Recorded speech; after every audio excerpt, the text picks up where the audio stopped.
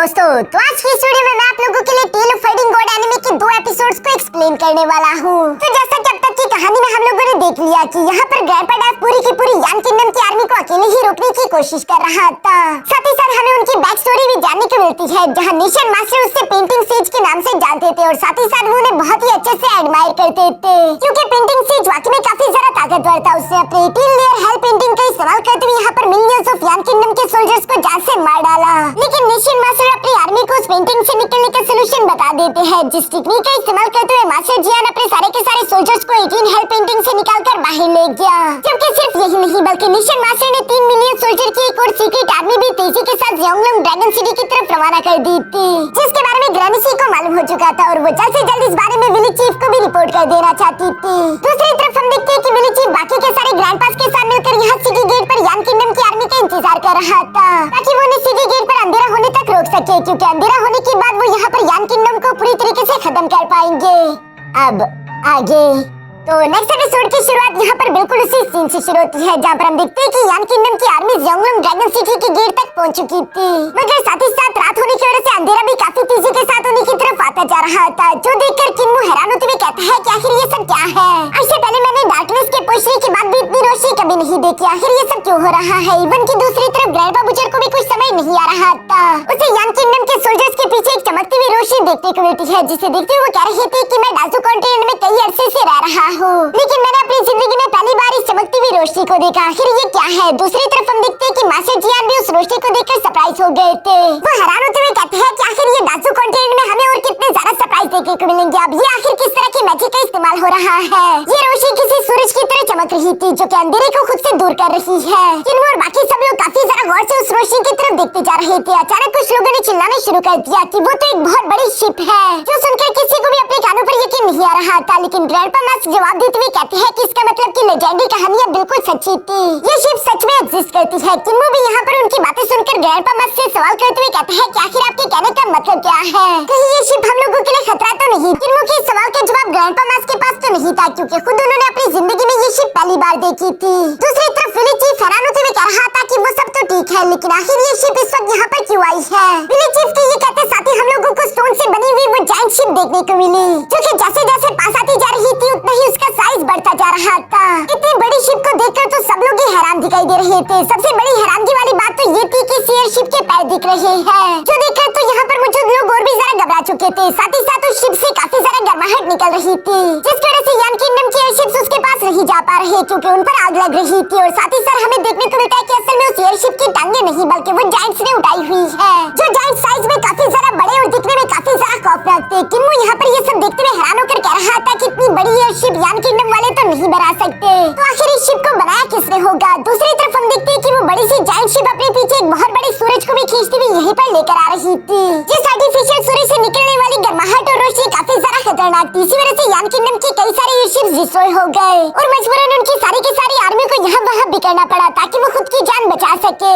जो देखकर तो किन्मू काफी ज्यादा हैरान हो गया था, उसे समझ नहीं आ रहा था कि आखिर ये एयरशिप किसकी होगी और उसने यान किंगडम के सोल्जर्स को भगाने में हम लोगों की मदद क्यों की। जिस पर विलेज चीफ किन्मू को बताते हैं कि ये सनशिप है, इसका वजन इतना ज्यादा है कि हजारों लाखों सोल्जर मिलकर भी इसे हिला नहीं सकते।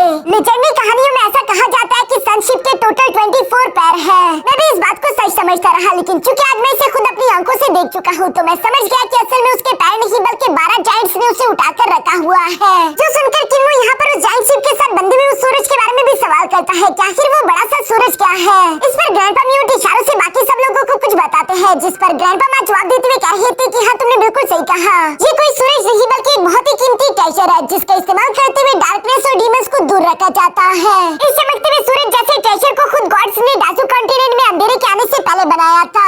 जो सुनकर तो किन्मू और भी जरा हैरान होते हुए कहते हैं कि इसका मतलब ये बड़े बड़े जायंट्स जिन्होंने इस शिप को उठाकर रखा है, ये भी जरूर डाजू कॉन्टिनेंट के एंशिएंट टाइम से बिलोंग करते होंगे। यहाँ जब किन्मू ये सब कह रहा था, तो दूसरी तरफ हम देखते हैं कि उन जायंट्स ने यहाँ पर यान किंगडम की आर्मी का काफी बुरा हश्र कर दिया, क्योंकि उनकी बॉडी से काफी ज्यादा गर्माहट निकल रही थी। और यहाँ यान किंगडम की आर्मी ने जब सनशिप से पंगा लेने की गलती कर दी, तो ये उन्हें और भी ज्यादा महंगा पड़ गया, क्योंकि दूसरी तरफ उन जायंट्स की फूंकी काफी ज्यादा खतरनाक थे। वो सिर्फ फूंक मारते वहाँ पर मुझे सारे के सारे फ्लाइंग शिप्स को आग लगा रहे थे, जिसे मास्टर जियान और जनरल युआन ने अपने सोल्जर्स का इस्तेमाल करते हुए बुझाने की कोशिश करी, लेकिन उन लोगों का पानी कम पड़ रहा था और यहाँ पर लगातार अपने सोल्जर्स को जलता हुआ देखकर मास्टर जियान के पास दूसरा कोई रास्ता नहीं बचता।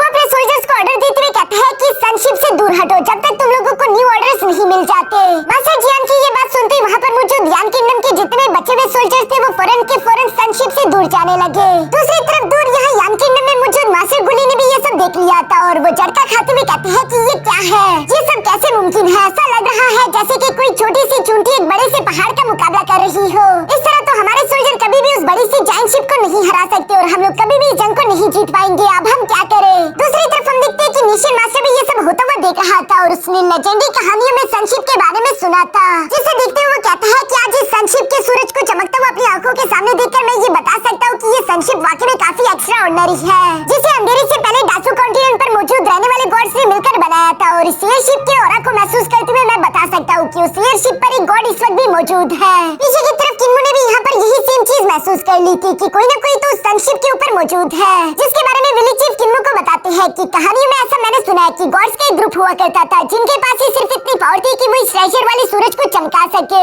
उस ग्रुप को लोग सन पीपल कहकर पुकारते थे और जो गॉड इस सूरज को इस वक्त चमका रहा है उसे सन गार्डियन के नाम से सब लोग जानते हैं। जो सुनकर तो किन्मो के मन में एक और सवाल आया कि डासू कॉन्टिनेंट से तो सारे के सारे गॉड्स जा चुके थे, तो आखिर ये गॉड यहाँ पर कैसे रह गया और ये पहले कहाँ गायब था? अचानक से ये डासू कॉन्टिनेंट में यान किंगडम की आर्मी से हम लोगों को प्रोटेक्ट करने के लिए यहाँ पर क्यों आ गया?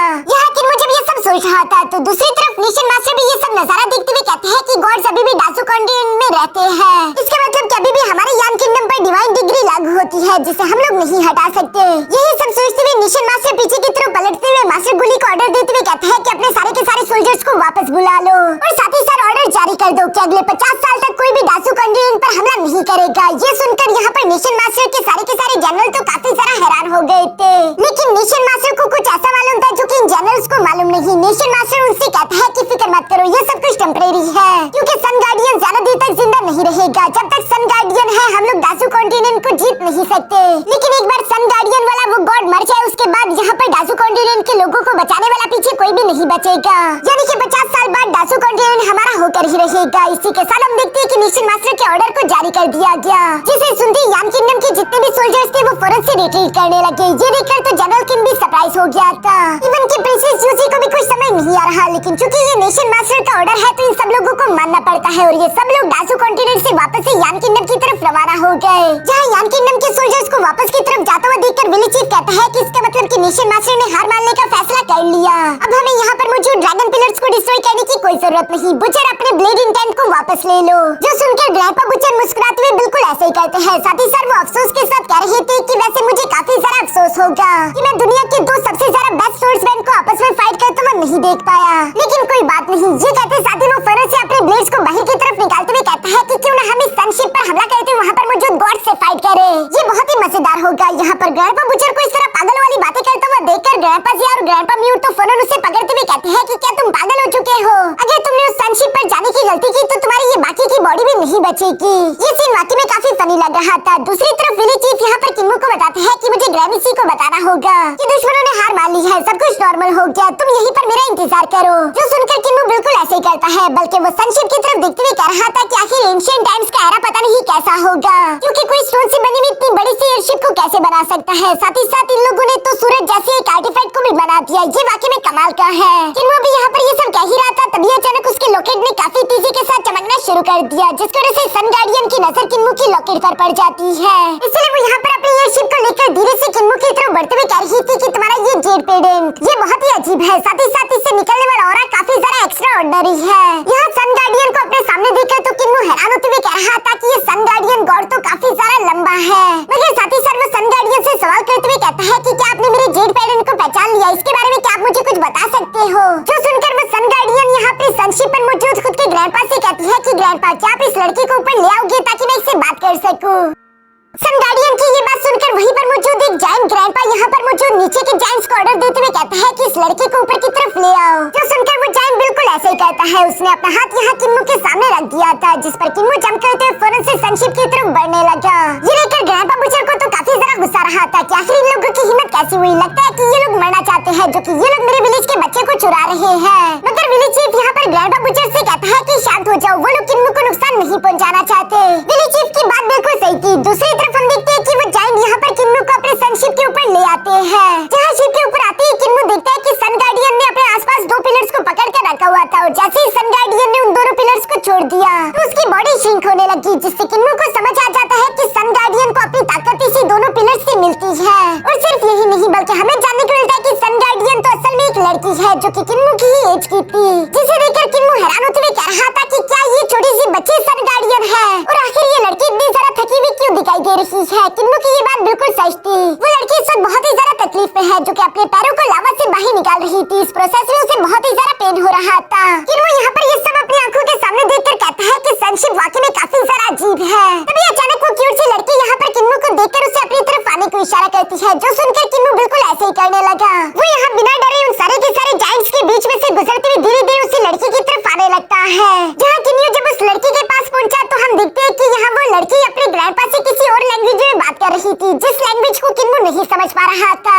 इसलिए वो सवाल करते हुए कहता है कि आखिर ये कौन सी जबान है, क्या तुम सब लोग गॉड्स हो, क्योंकि तुम लोगों ने तो यान किंगडम की आर्मी के छक्के छुड़ा दिए। वो लोग दुम दबाकर यहाँ से भाग गए सिर्फ तुम लोगों की वजह से। जो सुनकर वो लड़की भी धीरे से किन्नू की तरफ आते हुए कह रही थी कि तुमने मेरा वो इंप्रेसिव रूप देख लिया।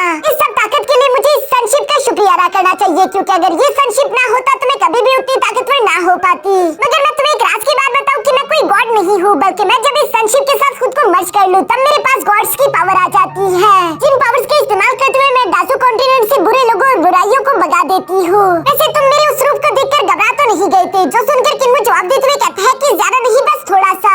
सिर्फ मैं नहीं बल्कि यान किंगडम का नेशन मास्टर भी तुम्हारी ताकत को देखकर घबरा चुका होगा। उसने कभी भी ख्वाबों में भी ये नहीं सोचा होगा कि तुम जैसी एक छोटी सी बच्ची इस सनशिप को चला रही होगी, जो कि असल में कोई गॉड भी नहीं है।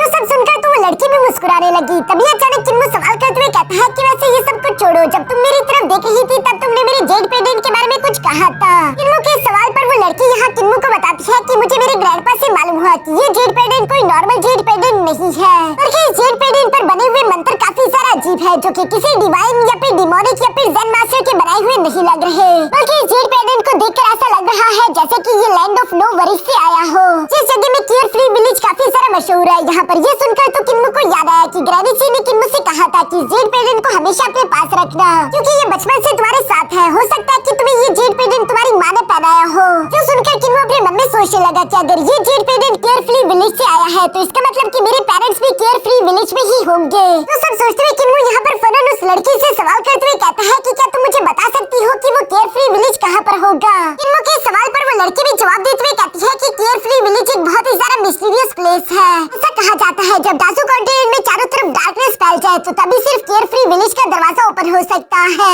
इवन वो लड़की बताती है कि हम खुद भी कई अरसे से केयर फ्री विलेज को ढूंढने की कोशिश कर रहे हैं। जो सुनकर किन्नू सवाल करते हुए कहता है कि आखिर तुम लोग क्यों केयर फ्री विलेज को ढूंढ रहे हो। जिस पर वो लड़की बताती है कि जिस गॉड ने सनशिप को बनाया था मैंने सुना है कि वो केयर फ्री विलेज में जा चुका है। अगर मैं किसी तरह से केयर फ्री विलेज में जाकर उस आदमी को ढूंढ लूं तो शायद वो मुझे कोई ऐसा तरीका बता दे जिसका इस्तेमाल करते हुए मैं इससे अपने सन वाले ट्रेजर को दोबारा से जला सकूं। जो सुनकर किन्नू पीछे की तरफ मौजूद उस बड़े से ब्लैक बॉल की तरफ देखते हुए कहता है कि अच्छा तो ये है तुम लोगों का सन ट्रेजर। इस पर वो लड़की जवाब देते हुए कहती है कि हाँ तुम बिल्कुल सही समझे, ये सन कुछ अर्से पहले खुद ब खुद ही बुझ चुका था और जब से ऐसा हुआ है तब से मुझे इस सन ट्रेजर को जलाने के लिए अपनी लाइफ एनर्जी का इस्तेमाल करना पड़ता है। जैसे जैसे मैं अपने हाथों से उन दोनों पिलर्स को टच करूं तो ये सनशिप मेरी लाइफ फोर्स को मुझसे खींचना शुरू कर देती है।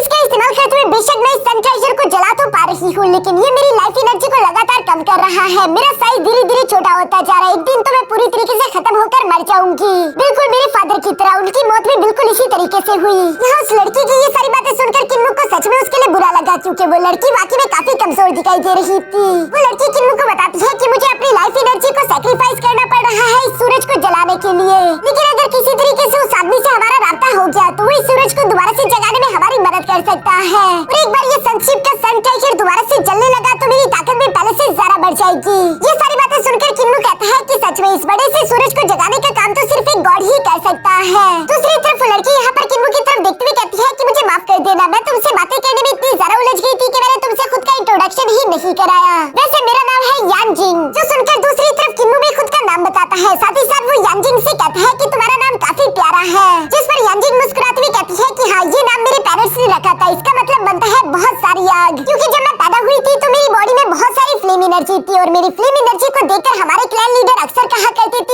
मैं ही सूरज को दोबारा से जगाने में कामयाब होंगी। मगर मैं अब तक ऐसा नहीं कर पाई हूँ। मुझसे पहले अब तक जिन लोगों ने भी सनशिप को चलाने की कोशिश की है वो सबके सब मारे गए हैं और मुझे लगता है कि सूरज को जलाने से पहले कहीं मेरा भी अंजाम वही ना हो जाए। किन्मो यहाँ पर उस लड़की की ये सारी बातें सुनकर सवाल करते हुए कहता है कि यांजिंग, मुझे समझ नहीं आ रहा कि आखिर तुम इस सनशिप को चलाती ही क्यों हो। जिस पर यांजिंग जवाब देते हुए कहती है क्योंकि मैं सन गार्डियन हूँ और हमारे सन पीपल में से सन गार्डियन को इसीलिए चूज किया जाता है ताकि वो सनशिप को चला सके।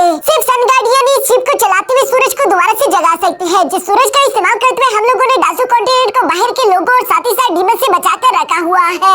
यही सन गार्डियन के नाते मेरी जिम्मेदारी है। किन्मो उसकी बातें सुनकर सवाल करते हुए कहता है कि आखिर ये सन गार्डियन की जिम्मेदारी तुम लोगों के कंधों पर किसने डाली? कहीं ये काम गॉड से तो नहीं किया? जिस पर यांजिंग जवाब देते हुए कहती है कि मैं वो नहीं जानती, बस सिर्फ इतना ही जानती हूँ कि अब हमारे सन पीपल्स में कोई भी गॉड मौजूद नहीं रहा। उस गॉड की खाली जगह को पूरा करने के लिए मुझे ही शिप के साथ खुद को मर्ज करना पड़ता है और मर्ज करने के बाद मैं एक बड़ी सी सन गार्डियन गॉड बन जाती हूँ। यहाँ जब यांजिंग किन्मो को ये सब बता रही थी तो दूसरी तरफ किन्मो वहीं पर मौजूद जायंट्स की तरफ देखता है जो कि यांजिंग को देखकर घबरा रही थी। किन्मो इस बारे में यांजिंग से सवाल करता है जिस पर यांजिंग ने बताया कि मैं काफी ज्यादा कमजोर हूँ क्योंकि मेरी बहुत सारी लाइफ एनर्जी सनशिप ने कंज्यूम कर ली है। इसी वजह से मैं इतनी ज्यादा कमजोर हूँ कि मैं जायंट्स के साथ कभी भी नहीं खेल सकती। हालांकि हम एक ही फैमिली से बिलोंग करते हैं। ये लोग इसी बात से डर रहे हैं कि कहीं ये लोग मुझे चोट ना पहुंचा दे। मैं भी हमेशा इसी बारे में विश करती रहती हूँ कि काश मैं भी इन लोगों जैसे बड़ी हो पाती ताकि मैं इनके साथ खेलकर अपनी लाइफ को एंजॉय कर सकती। मुझे यहाँ पर बहुत ही अकेलापन फील होता है। यहाँ यांजिंग की आंखों में गम साफ साफ दिखाई दे रहा था।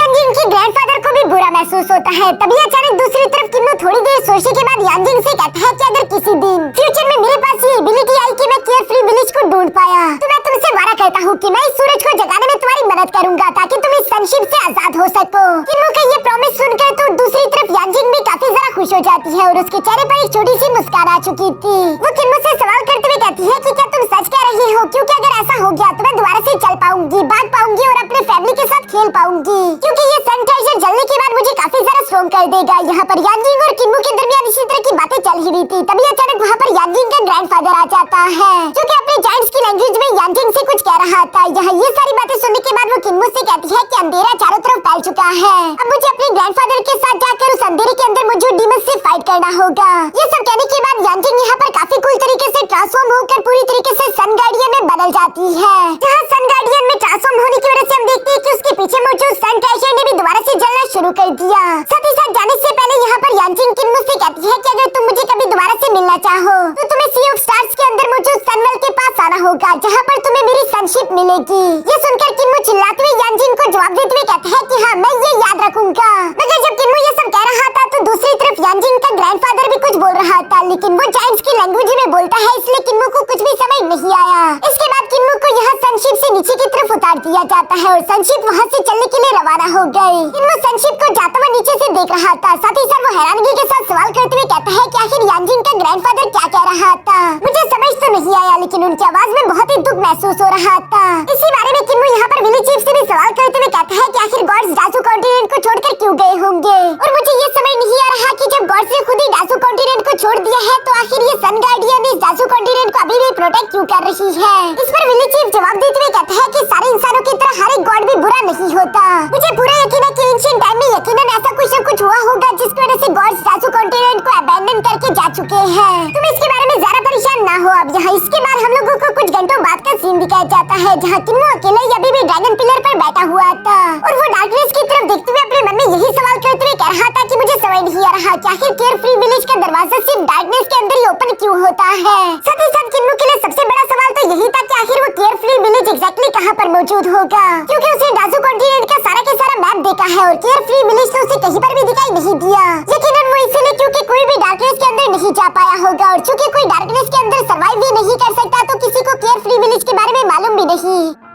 मगर साथ ही साथ किन्मो खुद से कहता है कि वैसे मैं खुद केयरफ्री विलेज डार्कनेस के अंदर कैसे जाऊंगा क्योंकि मैं भी तो डार्कनेस के अंदर सर्वाइव नहीं कर सकता। किन्मो के दिमाग में जब यहाँ ये सब चल ही रहा था तभी अचानक उसे डार्कनेस के अंदर से किसी औरत की आवाज सुनाई देने लगी जो कि किन्मो को पुकारते हुए कह रही थी कि किन्मो मेरे पास आओ, मुझे ढूंढने आ जाओ, मैं डार्कनेस के अंदर ही मौजूद हूँ। किन्मो भी यहाँ पर डार्कनेस के अंदर मौजूद उस औरत की आवाज को सुनकर हिप्नोटाइज सा हो गया था और वो धीरे धीरे से डार्कनेस की तरफ बढ़ने ही लगा। इससे पहले कि वो नीचे डार्कनेस में गिर पाता तभी अचानक ग्रैनी सी पीछे की तरफ से आते हुए फौरन से किन्मो को पकड़कर कहती है कि किन्मो होश में आओ, ये तुम क्या कर रही हो? जो सुनकर किन्मो जब होश में आया तो उसने देखा कि ये सब काम उससे डीमंस करवा रहे थे जो कि इस वक्त डार्कनेस के अंदर मौजूद है। उन्होंने रूप बदलकर किन्मू को बहकाने की कोशिश करी। वो खुद को संभालते हुए ग्रैनी सी से कहता है कि मैंने इस डार्कनेस के अंदर एक औरत की छवि देखी जो कि मुझे पुकार रही थी। ऐसा लग रहा था कि वो केयरफ्री विलेज से ही बिलोंग करती है। ये सुनकर ग्रैनी सी किन्मू को जवाब देते हुए कहती है कि हाँ, 14 साल पहले मैंने उसी औरत को मरते हुए अपनी आंखों के सामने देखा था। ये वही औरत है जिसने बचपन में तुम्हारी पानी के नीचे हिफाजत करी थी और मरते दम तक तुम्हारा साथ नहीं छोड़ा था। यकीनन वो डार्कनेस के अंदर दोबारा से जिंदा हो चुकी होगी।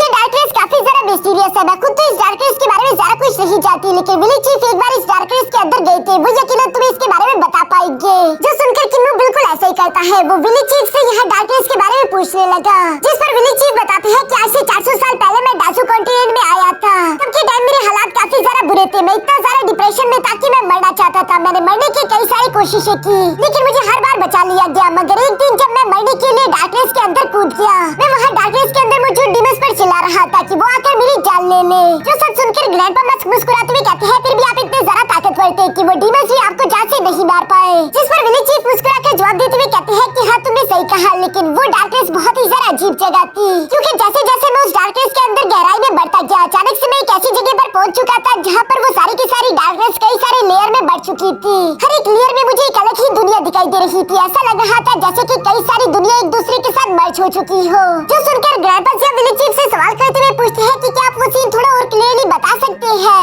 जिस पर विलेज चीफ बताते हैं कि हाँ, वो नजारा काफी ज्यादा अजीब था। मुझे अपने सामने कई सारे ट्विस्टेड शैडोज दिखाई दे रहे थे। जो शैडोज यकीनन कई बड़े बड़े डीमंस हैं। मैं उन्हें क्लियरली देख पा रहा था। उनमें से कई सारे डीमंस तो इतने ज्यादा ताकतवर थे कि वो पावर लेवल में मुझसे भी आगे होंगे।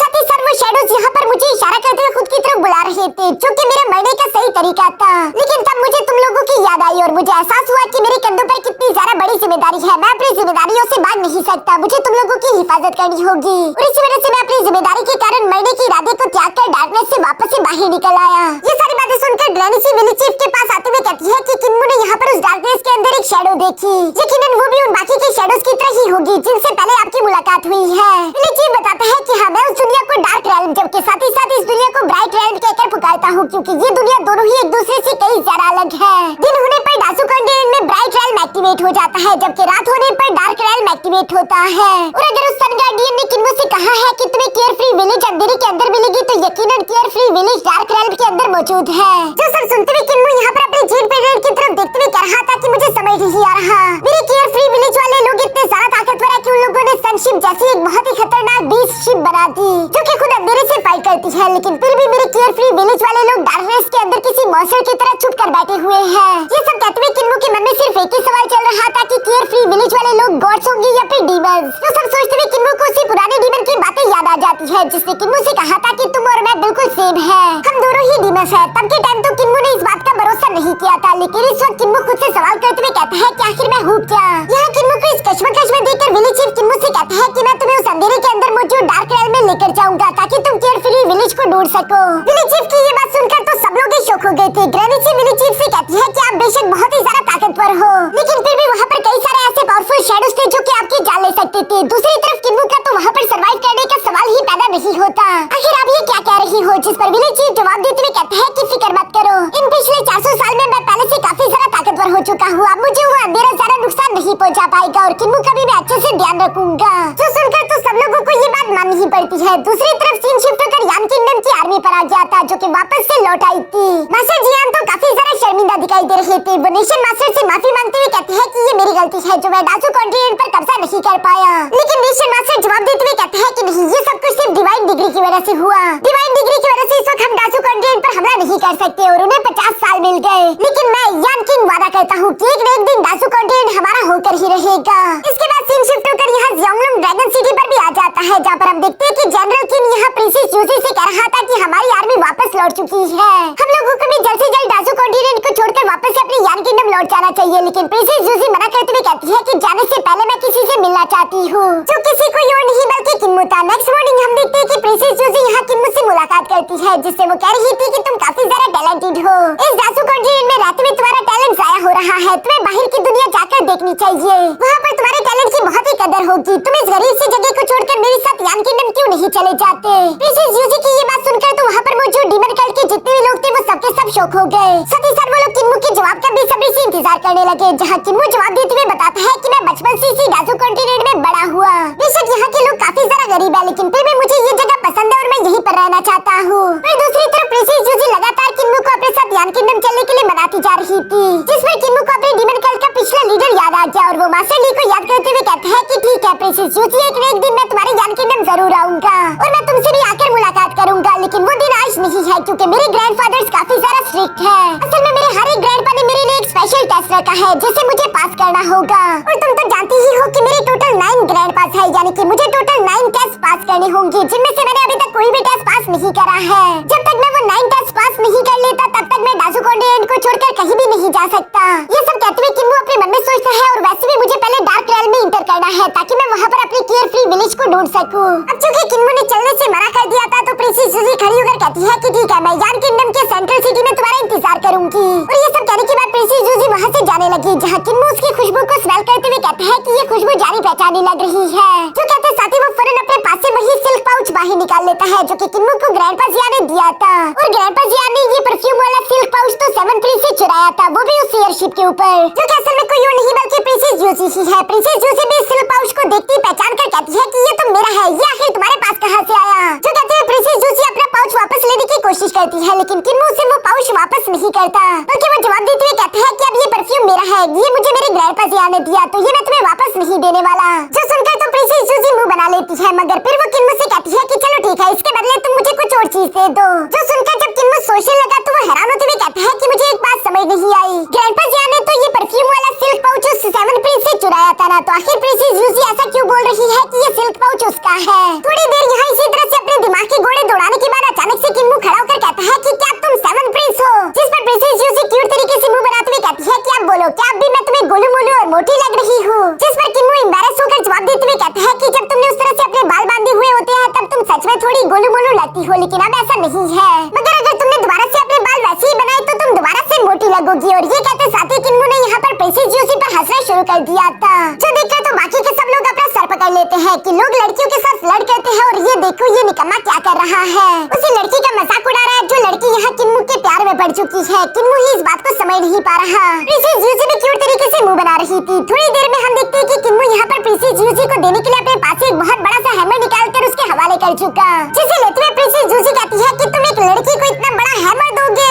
इवन कि बाकी के सब लोग भी यहाँ पर किन्मू पर हंस रहे थे क्योंकि किन्मू को प्यार के बारे में कुछ भी मालूम नहीं। लड़की को याद रखने के लिए कोई छोटा सा तोहफा देना चाहिए, लेकिन ये बेवकूफ उसे एक बहुत बड़ा हैमर दे रहा है। ऐसा नहीं कि किन्मू ने कोशिश नहीं करी, वो अपने पास मौजूद हर एक चीज यहाँ बाहर की तरफ निकालते हुए प्रिंसेस से कहता है कि इसमें से कोई भी चीज पसंद कर लो, लेकिन प्रिंसेस जूजी उन सब चीजों को देखने के बाद मना करते हुए कहती है कि चलो कोई बात नहीं, मैं इसी हैमर को अपने पास रख लेती हूँ। इसके बाद प्रिंसेस जूजी को लेकर जाने के लिए उसका करवा यहाँ पर पहुँच गया था, जिस करवा को देखते हुए अब किन्मू को समझ आ गया था कि असल में प्रिंसेस जूजी यान किंग की बेटी है, यानी कि वो असल में यान किंगडम की राजकुमारी है, और अब तक किन्मू को इसके बारे में मालूम नहीं था। इसलिए हम देखते हैं कि प्रिंसेस जूजी यहाँ पर मुस्कुराने लगी, और इसी के साथ हमारा ये एपिसोड यहीं पर खत्म हो जाता है।